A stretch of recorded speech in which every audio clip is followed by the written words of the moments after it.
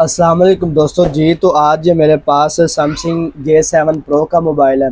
तो इसका ये टच ग्लास फर्स्ट ग्लास टूटा हुआ है, ब्रोकन हुआ है। तो इसका जो टच होता है, तो आज इंशाल्लाह इसका जो टच है वो चेंज करने वाला हूँ। और यहाँ पे आप देख सकते हैं कि ये वर्किंग वगैरह नहीं कर रहा बिल्कुल तौर पे। तो आज इंशाल्लाह इसको खोल के तो इसका बिल्कुल एहतियात से मुकम्मल तौर पे टच चेंज करते हैं। तो जो दोस्त मेरे चैनल पर न्यू हो, चैनल को सब्सक्राइब लाजमी कर दें, बेल आइकन को दबा दें ताकि नेक्स्ट आने वाली वीडियो को नोटिफिकेशन आपको मिलता रहे। जी, तो यहाँ पे आप चेक कर सकते हैं कि इसकी वर्किंग वगैरह बिल्कुल नहीं कर रहा, वर्किंग मुकम्मल तौर पे नहीं कर रहा। तो अभी मैं इसको ओपन करने वाला हूँ, खोलने वाला हूँ। तो ये जो फ़ोन है इसको J7 Pro है, तो इसको फ्रंट फ्रंट से ओपन करेंगे। इसका जो पैनल है, डिस्प्ले है, वो उतरेगा। तो यहाँ पे सेपरेटर पे रख के तो मैं इसको अच्छे से गर्म कर लेता हूँ। अच्छे से गर्म करने के बाद अभी जो प्रेशर वाला बटन होता है उसको दबा के तो मैं ट्यूज़र की मदद से बोर्ड को, मोबाइल को थोड़ा ऊपर उठाने की कोशिश करता हूँ ताकि मैं अपने डिस्प्ले के अंदर थोड़ी जगह बना लूँ।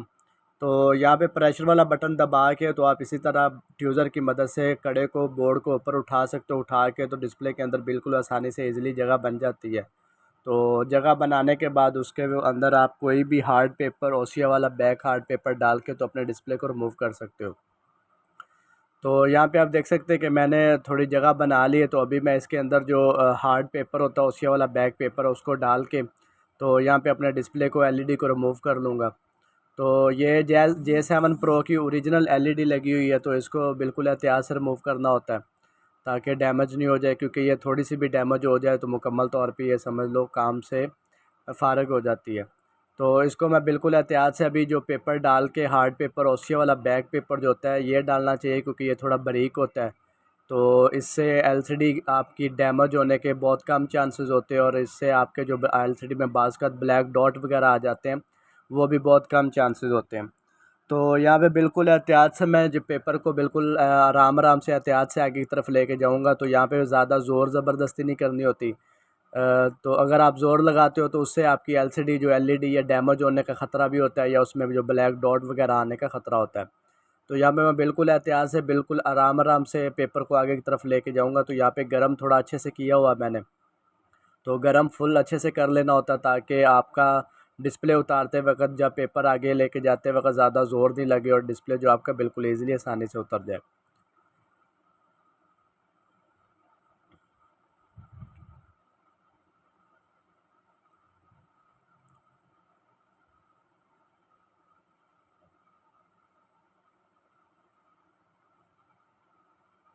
जी, तो यहाँ पे आप देख सकते हैं कि मेरा डिस्प्ले है, जो एलईडी है वो रिमूव हो चुकी है। मैंने डिस्प्ले को अलग कर लिया, अलहदा कर लिया है।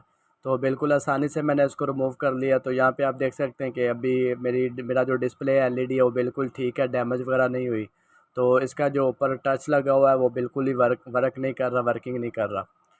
तो अभी यहाँ पे मैं इसको उतार लेता हूँ, अपने डिस्प्ले को उतार लेता हूँ। उतार के तो इसका मैं जो टच ग्लास है, टच है, टूटा हुआ टच है, उसको उतारने वाला हूँ, उसको रिमूव करने वाला हूँ। तो यहाँ पे इसको मैं दोबारा से सेपरेटर के ऊपर रखने वाला हूँ। तो सेपरेटर के ऊपर रख के तो अभी मैं इस पे सबसे पहले टेप लगा लेता हूँ, जहाँ से जो टच टूटा हुआ है। तो यहाँ पे मैं टेप लाजमी लगा लेता हूँ, ताकि जो आपकी वायर है वो बिल्कुल आसानी से टच को रिमूव कर सके, बार बार वायर टूटे नहीं, या टच जो आपका जो कचरा नहीं हो जाए। तो इसलिए यहाँ पे मैं टेप, बिल्कुल अच्छे से टेप लगा लेता हूँ। टेप लगा के तो अपना जो टच है उसको मैं बिल्कुल आसानी से, एहतियात से रिमूव कर सकता हूँ।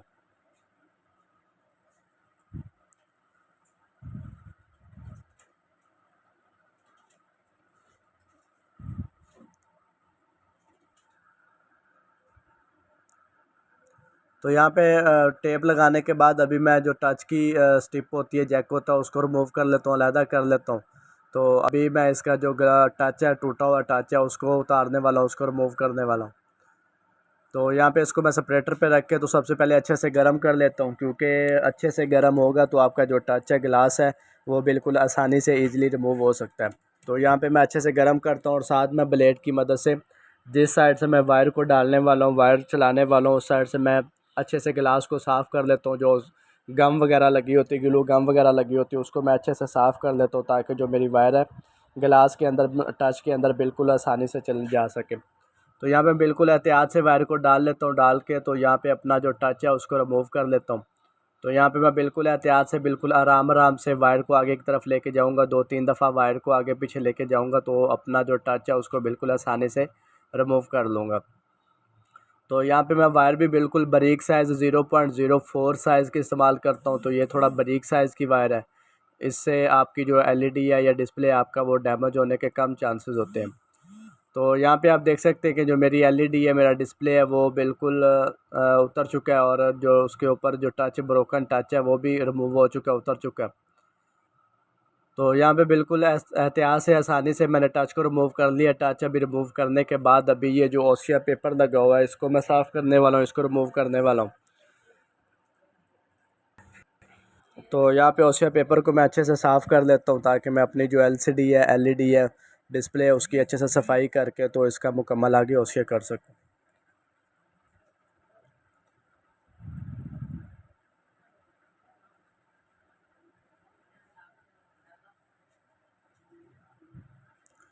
जी, तो यहाँ पे जो मेरा ओसिया पेपर है वो बिल्कुल साफ़ हो चुका है, उतर चुका है। तो अभी यहाँ पे मैं एलसीडी को अच्छे से साफ़ कर लेता हूँ। अच्छे से साफ़ करके तो आगे इसका प्रॉपर तौर पे मुकम्मल ओसिया कर लेता हूँ।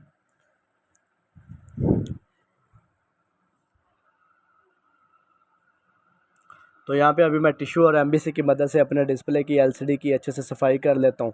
तो यहाँ पे सफाई बिल्कुल अच्छे तरीके से करनी होती है। अगर थोड़ा सा भी कचरा वगैरह या ऊपर ओसिया पेपर रह जाए तो आपका जो ओसिया वो बिल्कुल परफेक्ट तरीके से नहीं होगा, उसके अंदर हवा रह जाएगी या वाइट बबल वगैरह बन जाएंगे। तो यहाँ पे मैं सफाई अपनी एलसीडी की सफाई बिल्कुल अच्छे से कर लेता हूँ ताकि मैं उतना ही अच्छा ओसिया कर सकूँ। तो ये मेरे पास J7 Pro का अभी टच है जो मैं लगाने वाला हूँ। तो ये टच, मैं इसका सबसे पहले टच को लगा के तो इसकी वर्किंग चेक करना ज़रूरी होती है।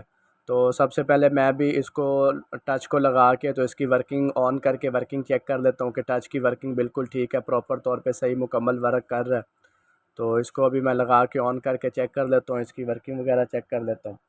क्योंकि बाज़ का तो ऐसा होता है कि हम वर्किंग चेक किए बगैर इसको ओसिया कर देते हो तो बाद में मसला आता है कि आपका जो टच है वो वर्क ही नहीं करता। तो वो फिर आपको डबल मेहनत करना पड़ जाती है, दोबारा से टच उतार के फिर दोबारा से दूसरा टच चेक करके तो ओसिया करना पड़ता है। तो इसलिए यहाँ पे बिल्कुल सेफली काम करने के लिए सबसे पहले मैं टच की वर्किंग लाजमी चेक कर लेता हूँ। तो यहाँ पे आप देख सकते हैं कि टच मेरा बिल्कुल अच्छे से वर्क कर रहा है, बिल्कुल सही परफेक्ट वर्क कर रहा है। तो यहाँ पे अभी इसकी वर्किंग चेक करने के बाद अभी मैं इसको दोबारा से उतार लेता हूँ, उतार के तो आगे मुकम्मल ओसिया कर लेता हूँ।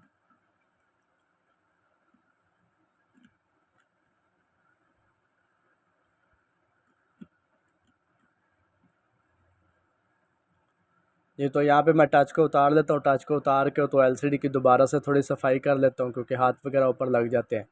तो एलसीडी सफाई करने के बाद अभी मैं इसके ऊपर जो ओसिया पेपर है वो लगाने वाला हूँ। तो यहाँ पे ओसिया पेपर बिल्कुल आसान तरीके से मैं लगाने वाला हूँ। ओसिया पेपर का जो बैक पेपर होता है उसको उतार के तो बिल्कुल मीडिया के साथ बिल्कुल अच्छे से प्रेस करके उंगली की मदद से प्रेस करना होता है। और यहाँ पे मैं गिलास की टच की मदद से ही आगे को ओसिया पेपर को मुकम्मल तौर पे लगा दूँगा। तो यहाँ पे ओसिया पेपर लगाने के बाद अभी इसकी यहाँ पे कटिंग बहुत ज़रूरी होती है, कटिंग लाजमी करना होता है। तो यहाँ पे मैं ब्लेड की मदद से इसकी अच्छे से चारों साइड से कटिंग कर लेता हूँ। कटिंग करके जो एक्स्ट्रा ओसिया पेपर होता है उसको रिमूव कर लेता हूँ, उसको उतार लेता हूँ।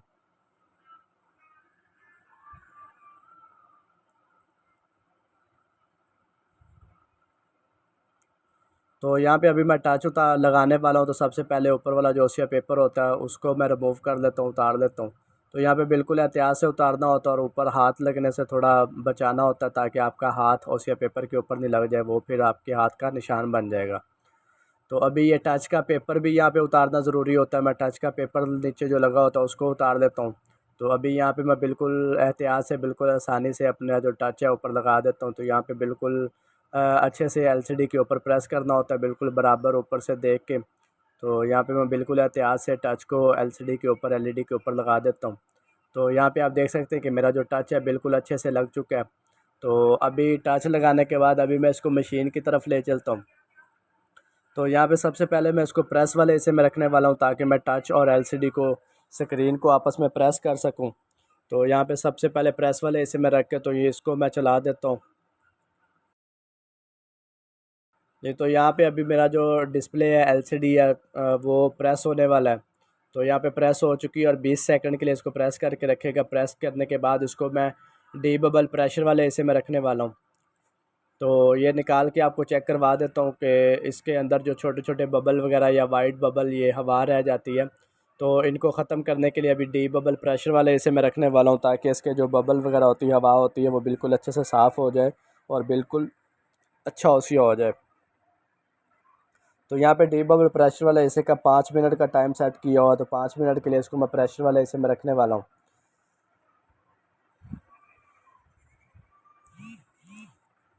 जी, तो यहाँ पे प्रेशर वाला काम जो मुकम्मल हो चुका है, तो अभी मैं इसको निकाल के आपको चेक करवा देता हूँ। तो यहाँ पे आप देख सकते हैं कि बिल्कुल अच्छे से ओसिया हो चुका है और बिल्कुल साफ़, बिल्कुल इसके अंदर कोई डॉट वगैरह या हवा वगैरह नहीं रही, वाइट बबल वगैरह नहीं रहे। तो यहाँ पे अभी इसको ऑन करके चेक भी कर लेते हैं कि मेरा डिस्प्ले बिल्कुल ठीक है, डैमेज वगैरह तो नहीं हुआ। तो यहाँ पे अभी इसको दोबारा से रीस्टार्ट करना होगा। तो इसकी जो वॉल्यूम अप डाउन वाली वो और ऑन ऑफ वाली की को प्रेस, तीनों को एक साथ प्रेस करना होगा और इसको रीस्टार्ट करना होगा। तो यहाँ पे आप देख सकते हैं कि मेरा फ़ोन जो ऑन हो रहा है, तो आगे मुकम्मल तौर पे ऑन होता है, तो चेक कर लेते हैं। तो यहाँ पे आप देख सकते हैं कि फ़ोन मुकम्मल तौर पे ऑन हो चुका है और बिल्कुल अच्छे से ओसिया, परफेक्ट ओसिया हो चुका है और बिल्कुल टच भी बिल्कुल परफेक्ट अच्छे से काम कर रहा है।